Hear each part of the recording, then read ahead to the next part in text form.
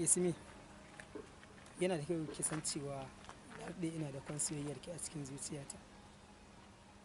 Na rasa ta yadda zan yi na iya bayyana miki. Da na ɓoye abun a cikin zuciyata, amma kuma sai na ga yana matuƙar damuna fiye da yadda nake tunaninsa. Shi yasa a yau na ga ya kamata na zo na faɗa miki gaskiyar abin da yake damuna. Amma ban san a wane matsayi za ki kalli abun ba. Amma yana da kyau ki sani cewa zance na gaskiya na zo miki da shi. Kasancewar yanayin kusancin da yake tsakanina da ke, ina ganin cewa in sha Allah hakan ba zai zama matsala ba. Amma ban taɓa tunanin da ka zo min da irin wannan kalaman ba. Saboda tarayyar da muke da ka ni na ɗauke ka a matsayin ɗan uwa ne. Ban taɓa tunanin da ka zo min da maganar soyayya ba. Don haka ni na da aiki a gida. Don shiga in ƙarasa sai an jima.